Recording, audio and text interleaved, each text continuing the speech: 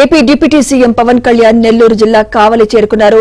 పహల్గాం ఉగ్రదాడిలో ప్రాణాలు కోల్పోయిన మధుసూదన్ రావు పార్థివ దేహానికి నివాళులర్పించారు. ఆయన కుటుంబ సభ్యుల్ని పరామర్శించారు.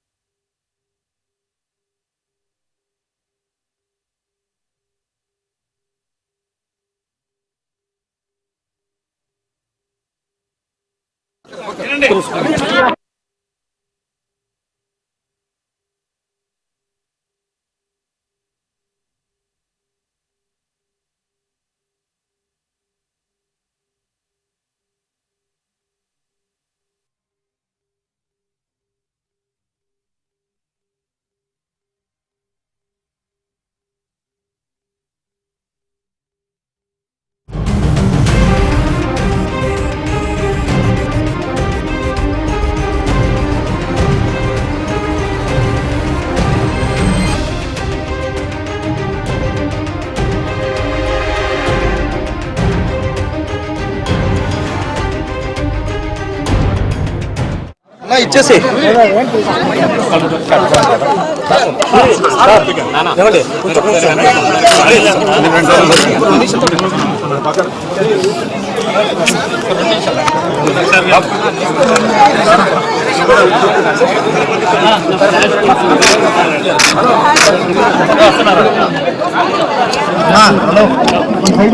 నాకు జరగండి చదువుతున్నా జరగండి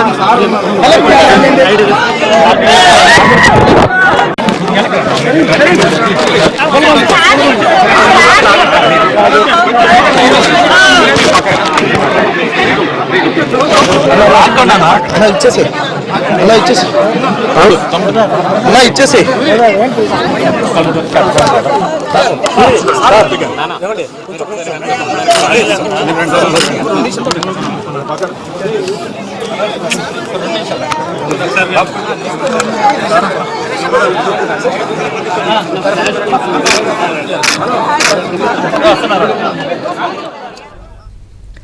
AP deputy CM Pawan Kalyan Nellore జిల్లా కావలి చేరుకున్నారు.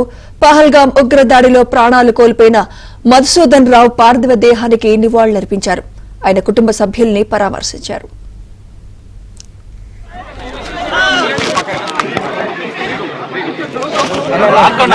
ఇచ్చేసి అలా ఇచ్చేసి అలా ఇచ్చేసి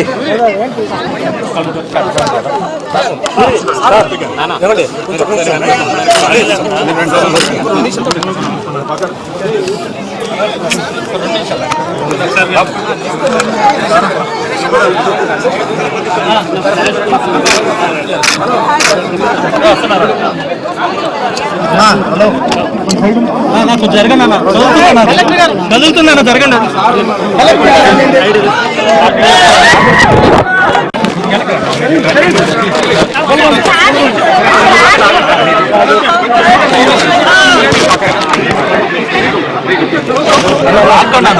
ఇచ్చేసి అలా ఇచ్చేసి కశ్మీర్ పహల్గాంలో ఉగ్రవాదులు జరిపిన కాల్పుల్లో ఏపీకి చెందిన 2 ప్రాణాలు కోల్పోయారు. ఒకరు విశాఖకు చెందిన చంద్రమౌళి రిటైర్డ్ బ్యాంక్ ఉద్యోగి కాగా మరొకరు నెల్లూరు జిల్లా కావలివాసి మధుసూదన్ రావు ఐటీ ఉద్యోగి. దీంతో విశాఖ కావలిలో విషాద ఛాయలు అలుముకున్నాయి. మృతదేహాలు స్వస్థలాలకు చేరుకోవడంతో బంధుమిత్రులు కన్నీరు మున్నీరుగా విలపిస్తున్నారు. వారి భౌతిక కాయానికి పలువురు నేతలు నివాళులర్పిస్తున్నారు. अमर रहे मधुसूदन, अमर रहे, अमर रहे मधुसूदन, अमर रहे, अमर रहे मधुसूदन, अमर रहे, अमर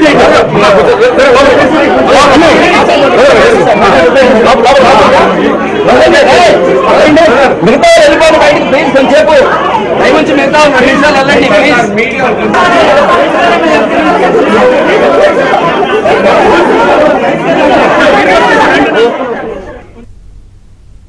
నెల్లూరు నుంచి మరింత సమాచారం మా ప్రతినిధి మహేష్ అందిస్తారు. చాలా తీవ్రంగా ఉంది. ప్రస్తుతం ఇప్పుడే వైద్య పరీక్షలు కూడా చేయడం జరిగింది. ఎట్లా ఉందమ్మా పరిస్థితి?